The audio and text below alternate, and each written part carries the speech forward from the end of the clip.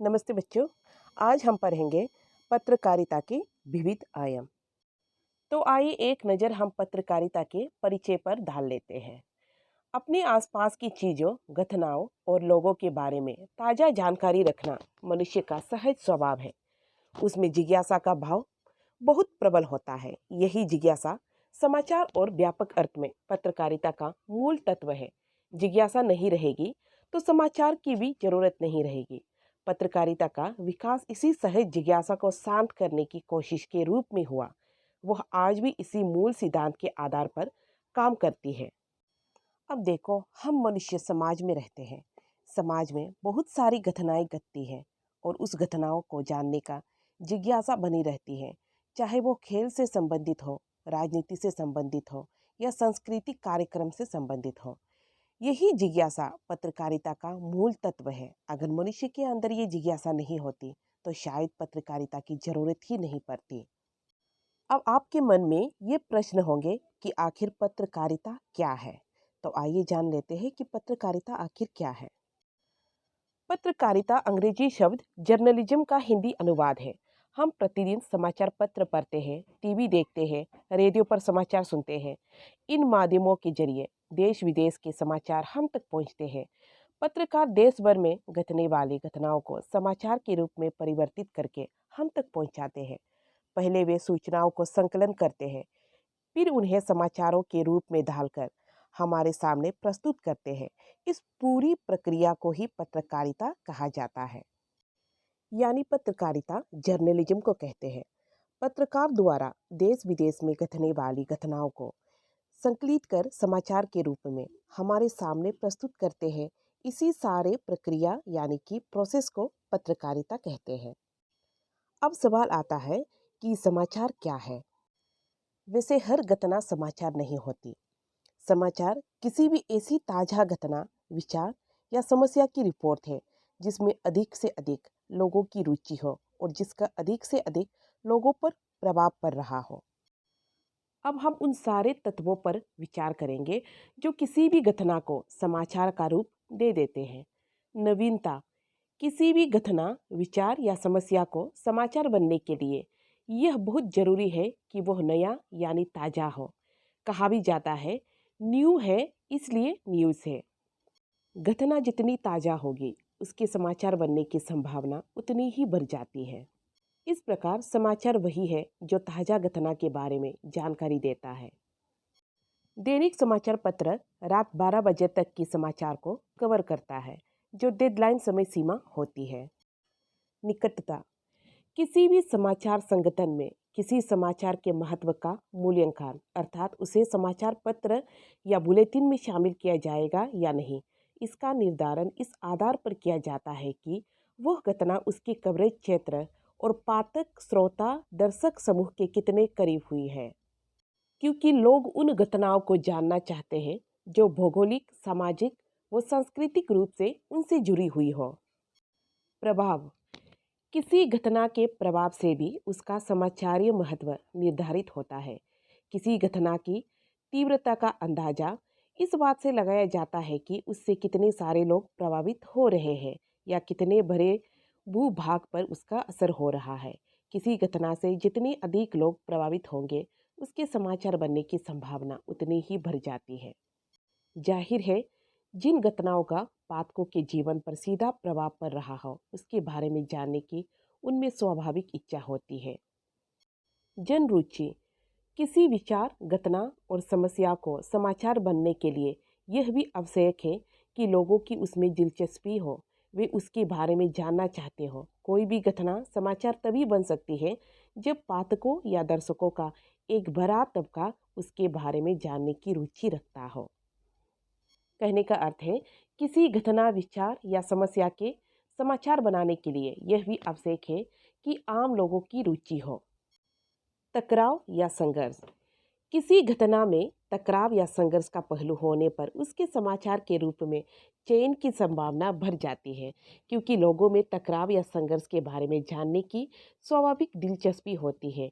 इसकी वजह यह है कि टकराव या संघर्ष का उनके जीवन पर सीधा असर पड़ता है। वे उससे बचना चाहते हैं और इसलिए उसके बारे में जानना चाहते हैं। यही कारण है कि युद्ध और सैनिक टकराव के बारे में जानने की लोगों में सर्वाधिक रुचि होती है। लेकिन टकराव का अर्थ केवल खून खराबा या खूनी संघर्ष ही नहीं है, बल्कि खेलों में जब दो टीमें आपस में मुकाबला करती है या चुनावों में राजनीतिक दलों के बीच राजनीतिक संघर्ष होता है, तो उसे भी जानने में लोगों की उतनी ही दिलचस्पी होती है। महत्वपूर्ण लोग। मशहूर और जाने माने लोगों के बारे में जानने की आम पाठकों, दर्शकों और श्रोताओं में स्वाभाविक इच्छा होती है। कई बार किसी घटना से जुड़े लोगों के महत्वपूर्ण होने के कारण भी उसका समाचारी महत्व बढ़ जाता है। लोग यह जानना चाहते हैं कि मशहूर लोग उस मुकाम तक कैसे पहुंचे, उनका जीवन कैसा होता है और विभिन्न मुद्दों पर उनके क्या विचार हैं। उपयोगी जानकारियाँ।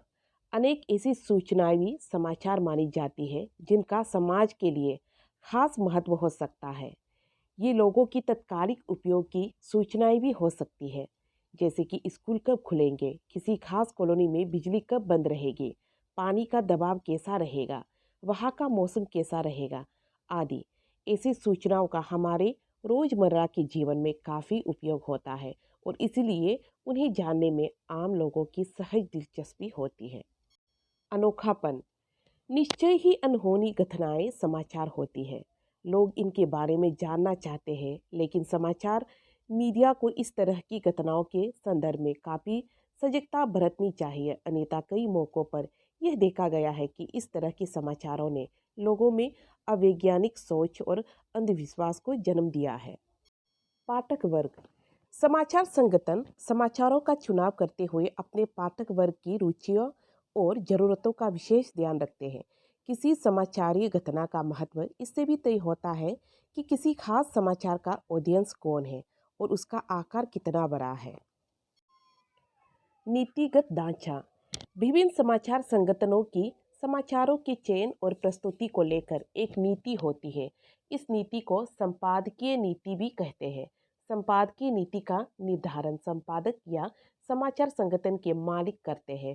समाचार संगठन समाचारों के चयन में अपनी संपादकीय नीति का भी ध्यान रखते हैं।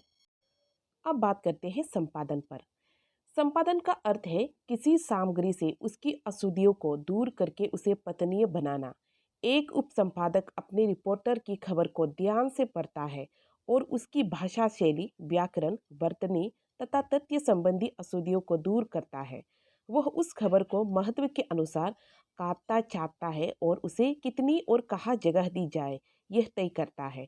इसके लिए वह संपादन के कुछ सिद्धांतों का पालन करता है। कहने का मतलब है कि संपादक और उप संपादक द्वारा संकलित किया हुआ सामग्री यानी समाचार को सुव्यवस्थित रूप देने की प्रक्रिया को संपादन कहते हैं। संपादन के कुछ सिद्धांत हैं। तथ्यों की शुद्धता। एक आदर्श रूप में मीडिया और पत्रकारिता यथार्थ या वास्तविकता का प्रतिबिंब है। इस तरह एक पत्रकार समाचार के रूप में यथार्थ को पेश करने की कोशिश करता है। अतः तथ्यों को तोड़ मरोड़ कर नहीं प्रस्तुत किया जाना चाहिए। वस्तुपरकता। एक पत्रकार को समाचार के लिए तथ्यों का आकलन अपनी धारणा या आधार पर नहीं करना चाहिए, उसका वास्तविक रूप प्रस्तुत करना चाहिए। निष्पक्षता। एक पत्रकार के लिए निष्पक्ष होना भी बहुत जरूरी है। उसकी निष्पक्षता से ही उसके समाचार संगठन की साख बनती है। यह साख तभी बनती है जब समाचार संगठन बिना किसी का पक्ष लिए सच्चाई सामने लाते हैं। संतुलन। समाचार को किसी एक पक्ष में झुका नहीं होना चाहिए। दोनों पक्षों की बात बराबर होनी चाहिए। स्रोत। किसी भी समाचार में शामिल की गई सूचना एवं जानकारी का कोई स्रोत होना आवश्यक है। पत्रकारिता के विविध या अन्य आयाम। प्रत्येक समाचार से एक ही तरह की जानकारी की अपेक्षा नहीं की जा सकती। पाठक कुछ घटनाओं के मामले में उसका विवरण विस्तार से पढ़ना चाहते हैं, तो अन्य के संदर्भ में उसकी इच्छा होती है कि घटना के पीछे क्या है, इसकी पृष्ठभूमि क्या है।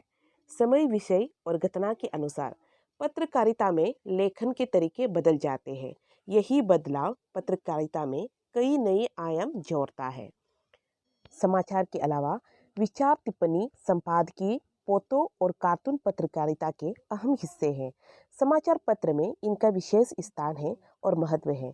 इनके बिना कोई समाचार पत्र स्वयं को संपूर्ण नहीं कह सकते। तो आइए हम पत्रकारिता के विभिन्न आयाम पर प्रकाश डालते हैं। संपादकीय, यह समाचार पत्र का सबसे महत्वपूर्ण पृष्ठ होता है। संपादक इस पृष्ठ पर अपनी राय प्रकट करता है। इस पृष्ठ पर विभिन्न विषयों के विशेषज्ञों के लेख होते हैं। संपादक के नाम पत्र भी इसी पृष्ठ पर होते हैं। फोटो पत्रकारिता, जो बात हजार शब्द स्पष्ट नहीं कर सकते उसे एक फोटो स्पष्ट कर देता है। यह बहुत प्रभावशाली माध्यम है। फोटो टिप्पणियों का असर व्यापक और सीधा होता है।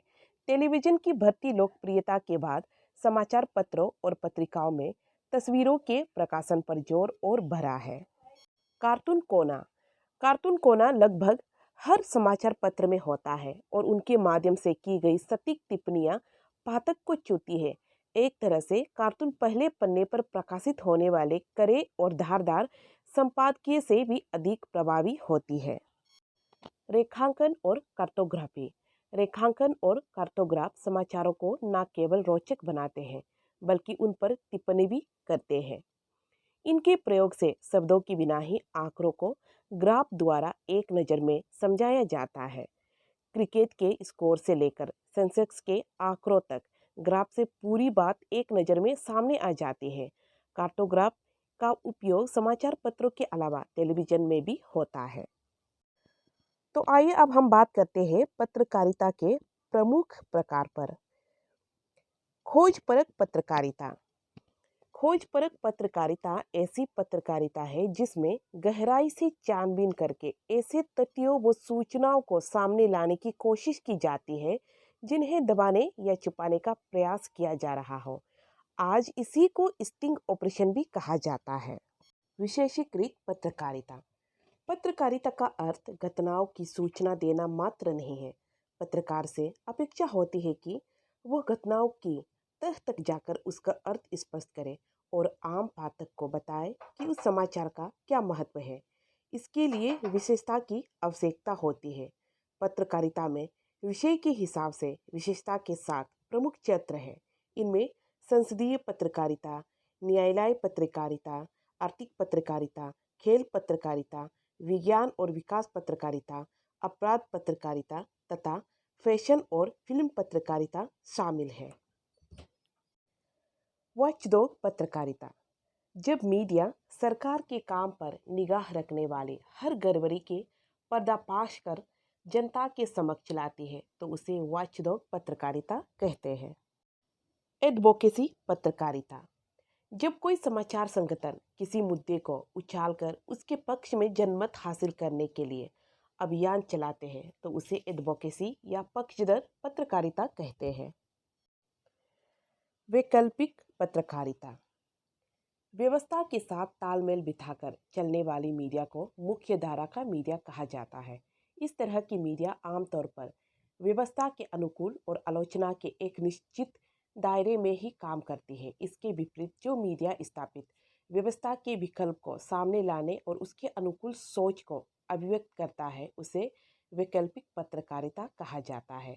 आमतौर पर इस तरह के मीडिया को सरकार और बड़ी पूंजी का समर्थन हासिल नहीं होता है, उसे बड़ी कंपनियों के विज्ञापन भी नहीं मिलते हैं और वह अपने पाठकों के सहयोग पर निर्भर होता है।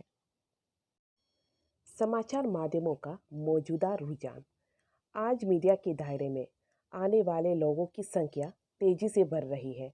जन साक्षरता और लोगों की क्रय शक्ति बढ़ने के कारण मीडिया के बाजार का भी विस्तार हो रहा है। आज रेडियो, टेलीविज़न, समाचार पत्र और इंटरनेट सभी विस्तार की ओर है। अब मीडिया का व्यापारीकरण भी तेजी से हो रहा है। पूंजीवादी वर्ग ने भी मीडिया में प्रवेश कर लिया है। यही कारण है कि हाल के वर्षों में समाचार मीडिया ने अपने खास बाजार को आम बाजार में परिवर्तित करने की कोशिश की है। अब समाचार मीडिया और मनोरंजन की दुनिया के बीच अंतर कम होता जा रहा है। समाचार के नाम पर मनोरंजन बेचने के इस रुझान के कारण आज समाचारों में वास्तविकता का अभाव होता जा रहा है।